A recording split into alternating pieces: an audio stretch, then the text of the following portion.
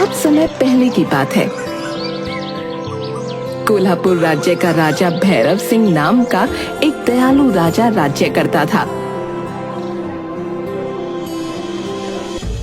दूसरी तरफ पड़ोसी राज्य सुल्तानपुरी के राजा खड़क सिंह, जो भैरव सिंह के परम मित्र भी थे, मन ही मन भैरव सिंह की लोकप्रियता से ईर्ष्या करते थे।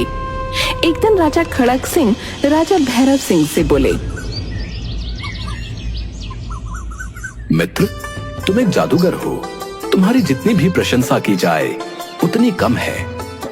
तुम्हारे लिए प्रजा का हित सर्वोपरि है।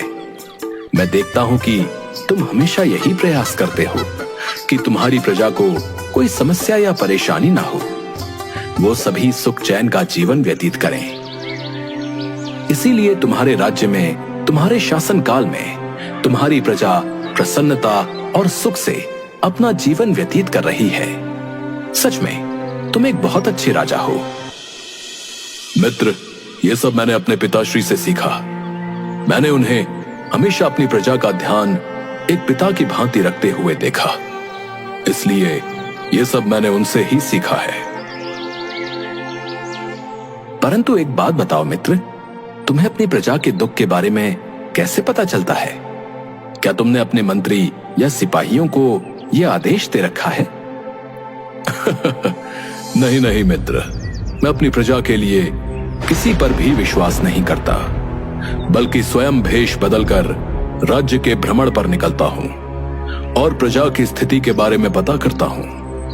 यदि मुझे प्रजा के किसी कष्ट के बारे में पता चलता है तो उन कष्टों को दूर करने का पूरा प्रयास करता हूं।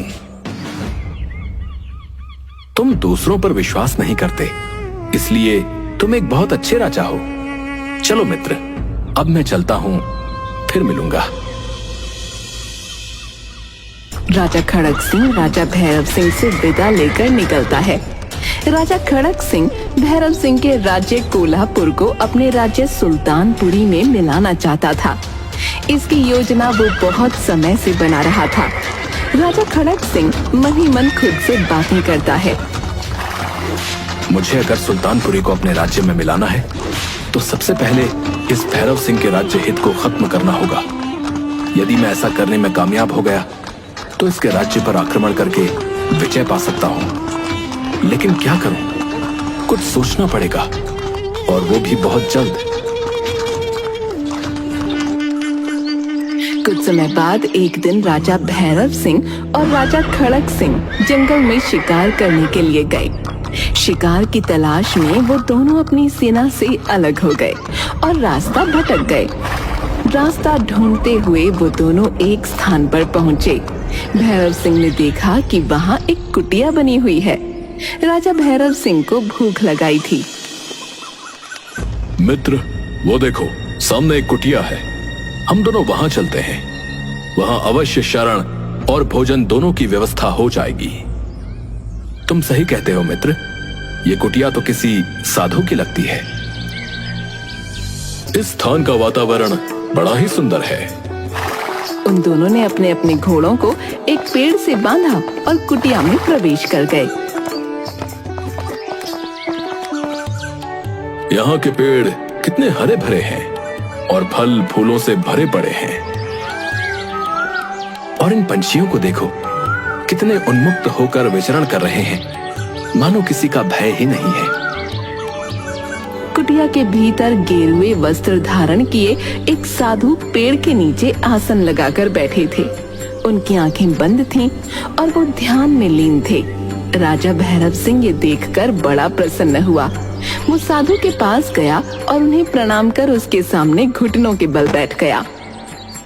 साधु ने आहट पाकर आंखें खोली और अपने सामने दोनों नौजवानों को पाया। उसके मुख का तेज देखकर ही साधु समझ गए कि वो कोई राजसी व्यक्ति है। प्रणाम गुरुवर, हम यात्री हैं और रास्ता भटक गए हैं। कल्याण हो। गुरुवर, आपका आश्रम बड़ा ही सुंदर है। मैंने आज तक ऐसा आश्रम पहले कभी नहीं देखा।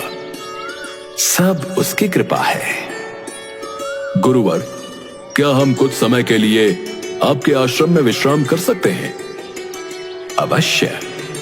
आप अवश्य विश्राम कर सकते हैं और विचरण करते करते आपको भूख भी लग गई होगी। मैं आपके भोजन की व्यवस्था करता हूं। साधु ने राजा भैरव सिंह और राजा खड़ग सिंह को खाने के लिए मीठे फल दिए। राजा खड़ग सिंह, मैंने कभी इतने मीठे फल नहीं खाए। गुरुवर, आज तक मैंने इतने मीठे और स्वादिष्ट फल नहीं खाए। इनके इतने मीठे होने का क्या कारण है? इस राज्य का राजा अत्यंत दयालु और न्यायप्रिय है, इसलिए ये फल इतने मीठे हैं। जब तक वो अपनी प्रजा का हितैषी रहेगा, दीन दुखियों का सहायक रहेगा, ये फल ऐसे ही मीठे रहेंगे। मैं इस बात पर विश्वास नहीं करता। भला राजा के स्वभाव से इन फलों का क्या संबंध है? आप स्वयं परख लीजिएगा। गुरुवर, मुझे भी इस बात पर बड़ा आश्चर्य हो रहा है। भला एक राजा के स्वभाव से इन फलों का क्या संबंध? पुत्र, इस राज्य की प्रजा के प्रसन्न रहने के कारण यहाँ का वातावरण भी सर्वदा प्रसन्न रहता है, जिसके फल स्वरूप इस राज्य में पशु पक्षी पेड़ पौधे सब प्रसन्न चित्त हैं, और ये सब उसका ही कमाल है। और राजा भैरव सिंह दोनों साधु से विदा लेकर निकलते हैं। रास्ते में राजा भैरव सिंह खड़ग सिंह से बोले, मित्र, क्या तुम भी वही सोच रहे हो जो मैं सोच रहा हूं? तुम किस बारे में बात कर रहे हो मित्र? वही जो साधु महाराज ने हमसे कहा। क्या सत्य है?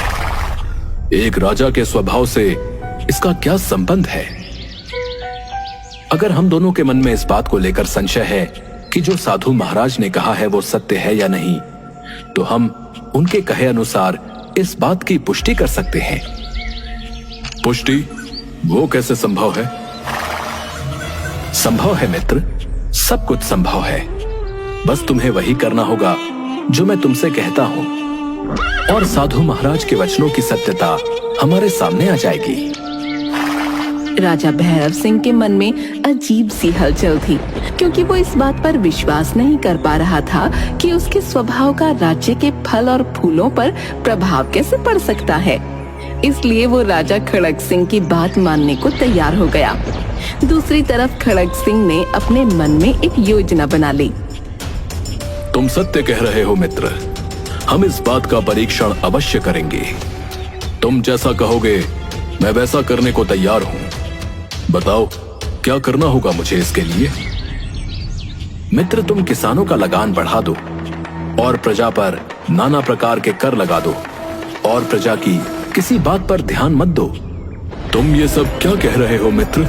किसी बात की सिर्फ पुष्टि करने के लिए, अपने मन को शांत करने के लिए अपनी प्रजा को तकलीफ दूं, उस पर जुल्म करूं? नहीं नहीं, ये उचित नहीं होगा। मित्र, बात तुम्हारे मन को शांत करने तक ही नहीं है। बात तो यह है कि साधु ने जो कहा उसमें कितनी सत्यता है। क्या तुम नहीं चाहते कि अगर साधु की बात मिथ्या है तो साधु को सजा मिलनी चाहिए, ताकि तुम्हारे राज्य में किसी प्रकार का भ्रम ना फैले? हाँ मित्र, ये तो तुम सही कह रहे हो। ठीक है, तुम जैसा कहते हो मैं वैसा ही करूंगा। मैं राज्य में पहुंचकर लगान बढ़ाने और कर लगाने के लिए आदेश दे दूंगा। इसके साथ ही तुम्हें एक और चीज करनी होगी। वो क्या? तुम्हें इसके बाद मांस मदिरा का भी सेवन प्रारंभ करना होगा, ताकि तुम्हारा धन भोग विलास में खर्च होने लगे। मांस मदिरा? नहीं नहीं, मैं ऐसा नहीं कर सकता। ये तो पाप है। मुझे तो लगता है कि तुम अपनी प्रजा से सच्चा प्रेम ही नहीं करते हो। नहीं मित्र, मैं अपनी प्रजा से बहुत प्रेम करता हूं और हमेशा यही चाहता हूं कि वो प्रसन्न रहें, उन्हें कोई कष्ट ना हो। तो फिर कुछ मत सोचो और मैं जैसा कहता हूं वैसा करते जाओ। राजा भैरव सिंह खड़क सिंह की बात मान लेता है और जल्द ही उसके राज्य में प्रजा त्राही त्राही करने लगती है। प्रजा पर अत्याचार बढ़ने लगता है। राजा का उदासीन व्यवहार प्रजा को बहुत कष्ट दे रहा था। अब वो प्रजा की ओर से उदासीन हो गया। अपना धन भोग विलास में खर्च करने लगा और उसको भोग विलास का उपभोग करने में मजा आने लगा। वो सब कुछ भूल गया। दूसरी तरफ खड़क सिंह ये सब देखकर अपने सेनापति से बोला, सेनापति जी, मुझे लगता है कि बहुत जल्दी समय आने वाला है जब कोल्हापुर पर आक्रमण करके उसे सुल्तानपुरी में मिलाने का हमारा वर्षों का सपना पूरा हो जाएगा। जी महाराज, सत्य कह रहे हैं आप। अब तो कोल्हापुर की प्रजा अपने राज्य के राजा के व्यवहार से बड़ी दुखी है। मुझे तो लगता है कि हमें आक्रमण करने की भी आवश्यकता नहीं होगी। वो खुद ही अपने लिए नया राजा चाहते हैं। खड़क सिंह ने कोल्हापुर राज्य पर आक्रमण कर दिया। भैरव सिंह के व्यवहार से दुखी होकर सेना ने भी अपने हथियार नहीं उठाए और बिना युद्ध के ही राजा खड़क सिंह की मनोकामना पूरी हो गई। खड़क सिंह ने राजा भैरव सिंह को राज्य से बाहर निकाल दिया और उसके राज्य पर अपना कब्जा कर लिया।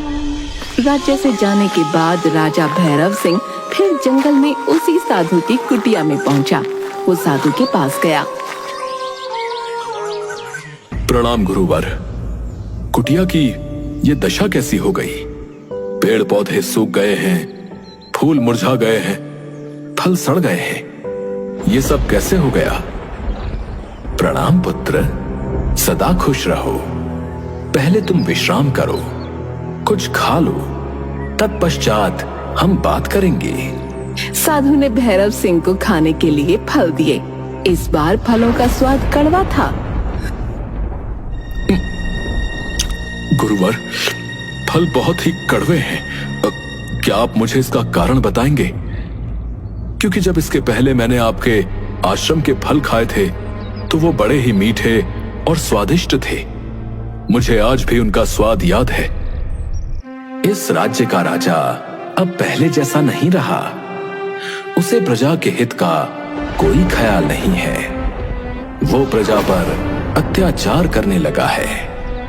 उसके प्रति प्रजा के मन में कड़वाहट बस गई है, इसलिए इन फलों का स्वाद भी कड़वा हो गया है। गुरुवर, मुझे क्षमा कर दीजिए। मैं पापी हूं। मैंने बहुत बड़ा अपराध किया है गुरुवर। मुझे इसकी सजा मिलनी चाहिए। मैं क्या करूं गुरुवर? आप ही मेरा मार्गदर्शन करें। पुत्र, तुम क्या बातें कर रहे हो? क्या पाप किया है तुमने?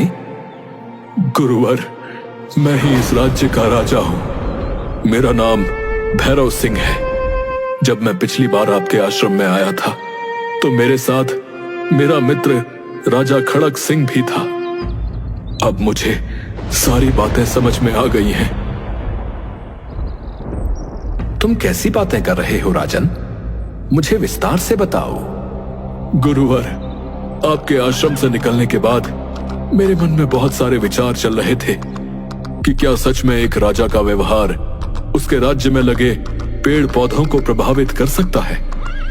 बस इसी उधेड़पुन के साथ हम यहां से निकले थे। मेरे मित्र खड़क सिंह ने मुझे आपके कहे हुए वचन की पुष्टि करने को कहा। फिर क्या हुआ राजन? गुरुवर, मैं भी इस बात की पुष्टि करना चाहता था। मैंने उसकी बातें मानकर अपनी प्रजा पर बहुत अत्याचार किया, उन्हें बहुत दुखी किया। उसके साथ साथ मैं भोग विलास का सेवन करने लगा और अपनी प्रजा के द्वारा कर के रूप में दिए हुए धन को मांस मदिरा पर खर्च करने लगा। इन सब के बीच पता ही नहीं चला कि कब मुझे भोग विलास अच्छा लगने लगा और मैं पूरी तरह उसमें डूब गया। इसी बात का फायदा उठाकर मेरे मित्र खड़क सिंह ने मेरे राज्य पर आक्रमण कर कब्जा कर लिया और मुझे राज्य से बाहर निकाल दिया। ये बड़ा अनुचित हुआ राजन। गुरुवर, मुझे राज्य जाने का दुख नहीं है, ये तो मेरे किए हुए बुरे कर्मों का ही फल है, परंतु मुझे दुख इस बात का है कि मैंने अपनी प्राणों से प्यारी प्रजा पर अत्याचार किया और फिर उन्हें भूल गया। गुरुवर, मैं क्या करूं? मुझे बहुत पछतावा हो रहा है अपने किए पर। राजन, अपनी गलती का एहसास करना और उसके लिए क्षमा प्रार्थना की भावना मन में आना ही सबसे बड़ी क्षमा प्रार्थना होती है। तुमने जो किया सब अल्प बुद्धि के कारण किया था। गुरुवर, मैं अपनी प्रजा से क्षमा मांगना चाहता हूं। मैंने उन पर बहुत अत्याचार किए हैं। राजा भैरव सिंह के दुख को देखकर साधु महाराज ने उसे तपस्या करने को कहा।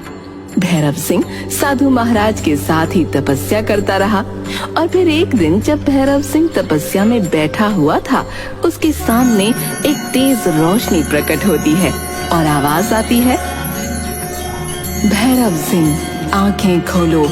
पुत्र, मैं तुम्हारी तपस्या से बहुत प्रसन्न हूँ। देवी, प्रणाम देवी। बोलो राजन, तुम्हें क्या चाहिए? देवी, मैं अपने द्वारा किए गए बुरे कर्मों और अत्याचार के लिए अपनी प्रजा से क्षमा मांगना चाहता हूँ और संपूर्ण जीवन अपनी प्रजा की सेवा करना चाहता हूँ। तथास्तु राजन, मैं तुम्हें अपनी एक सेना देती हूँ। तुम उस सेना के साथ वापस अपने राज्य पर आक्रमण करो और विजय प्राप्त कर अपनी प्रजा का ध्यान रखो। इतना कहकर देवी अंतर्ध्यान हो जाती है। राजा भैरव सिंह देवी द्वारा दी गई सेना के साथ कोल्हापुर पर आक्रमण कर देता है और राजा खड़ग सिंह को हराकर अपना राज्य वापस प्राप्त करता है। राजा भैरव सिंह राजा खड़ग सिंह से बोला, मित्र, मैंने तुम्हें सदा एक मित्र और एक भाई की तरह देखा है। तुमने जो किया मैं नहीं जानता कि उसका क्या कारण था, परंतु मैं अपनी मित्रता को अवश्य निभाऊंगा। मैं तुमसे तुम्हारा राज्य सुल्तानपुरी नहीं लूंगा, सिर्फ अपना राज्य ही वापस लूंगा। तुम आज भी अपने राज्य के राजा हो। मुझे क्षमा कर दो मित्र, मैंने तुम्हारे साथ कितना बुरा व्यवहार किया, तुम्हें गलत सलाह दी, धोखे से तुम्हारा राज्य ले लिया और तुम्हें तुम्हारे ही राज्य से निकाल दिया। फिर भी तुम विजय प्राप्त करने के बाद भी मुझसे मेरा राज्य नहीं ले रहे। आज मैं समझ गया कि क्यों तुम्हारी प्रजा तुमसे इतना प्रेम करती थी। मुझे यह भी समझ में आ गया कि साधु महाराज ने जो कुछ भी कहा था वो सब सत्य ही था। राजा भैरव सिंह अपनी प्रजा से माफी मांगता है और फिर से अपनी प्रजा का पुत्र की भांति ध्यान रखना शुरू कर देता है। प्रजा भी अपने पुराने राजा को पाकर बहुत प्रसन्न होती है। कोल्हापुर के पेड़ पौधे वैसे ही हरे भरे हो जाते हैं, फूलों और फलों से भरे हुए दिखने लगते हैं। वहाँ का वातावरण पहले की भांति बिल्कुल शांत और निर्मल हो जाता है।